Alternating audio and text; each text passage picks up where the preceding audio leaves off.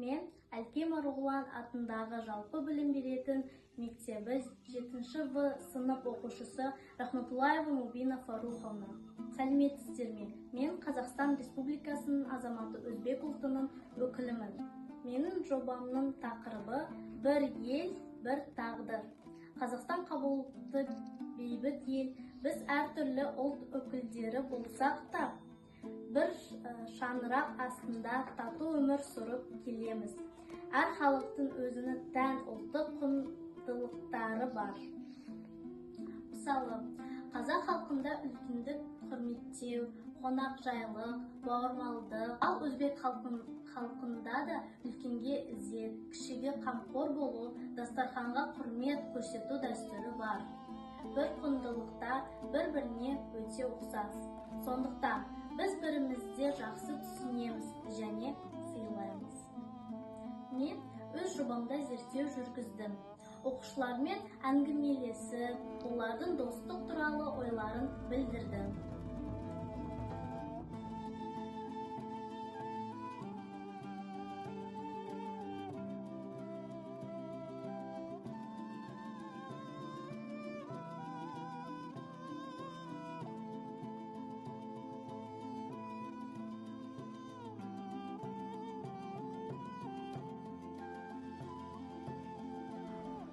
Сәлем, достар. Сәлем. Қалдарың қалай? Жақсы. Мен сіздерге сұрақ қоямын. Достық дегеніміз не? Бірге жүру, Күлеу. Достық. Татулық. Көмектесу. Бірлік. Жарайсыңдар. Амина, отбасы мүшелерін атайыншы. Ана, әке, әже, ата, қыз, ұл. Тамаша. Сонымен қатар біз сыныпта балалармен бірге ұлттық ойындар ойнадық.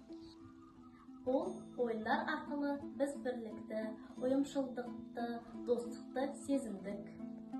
Менің ойымша, ұлттық ойындар балаларды жақындастыратын, тәрбиелейтін маңызды құрал.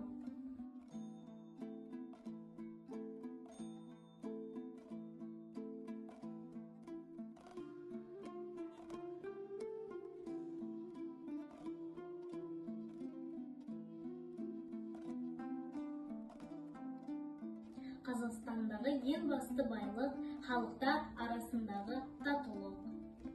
Біз әртүрліміз, бірақ бір елдің азаматымыз. Мен Қазақстанда өмір сүргеніме мақтанамын. Менің хоббим кітап оқу жақсы көремін. Абай Құнанбаев, ғылым таппай мақтанба. Ғылым таппай мақтанба, орын таппай баптанба. Құмарланып шаттанба, ойнап босқа күлуге. 5 нәрседен қашық бол, 5 нәрсеге асық бол.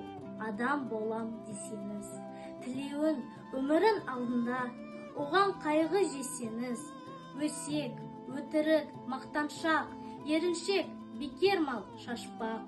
5 дұшпанын білсеңіз, талап, еңбек, терін ой, қанағат, рақым ойлап қой. Мен Қазақстанның азаматымын. Бірлік бар жерде болашақ бар.